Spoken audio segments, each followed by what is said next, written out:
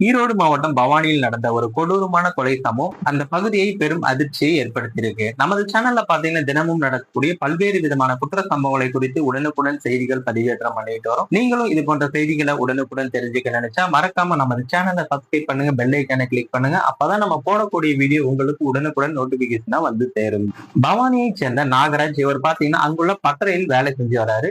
இவரது மனைவி விஜயா, இவங்களுக்கு பாத்தீங்கன்னா 38 வயது ஆகுது. இருவரும் பவானி காவல் நிலைய குடியிருப்புக்கு எதிரே உள்ள வீட்டுல வச்சுட்டு வந்திருக்காங்க. இவர்களுக்கு 16 வயது மகளும் 11 வயது மகனும் இருக்காங்க. இந்த நிலையில நேற்று மதியம் நாகராஜ் வேலைக்கு சென்ற நிலையில விஜயா வீட்டுல தனியாகவும் இருந்திருக்காங்க. அந்த நேரத்துல பாத்தீங்கன்னா ஒருவர் வீட்டுக்குள் புகுந்து விஜயாவின் தலையில் கிரைண்டர் குளவிகள் கொண்டு தாக்கி கொடூரமாக கொலையும் செய்திருக்காங்க. அவர் அணிந்திருந்த தங்கச் சங்கிலி துண்டு துண்டாக சிதறியும் கிடந்திருக்கு. அருகில் மிளகாய் பொடி பொட்டலம், அரிவாள் மனை ஆகியவையும் இருந்திருக்கு. இதையடுத்து தகவல் அறிந்த போலீசார் உடனடியாக சம்பவ இடத்திற்கு விரைந்து சென்று விஜயாவின் உடலை கைப்பற்றி பிரேத பரிசோதனைக்காகவும் அனுப்பி வைத்திருக்காங்க.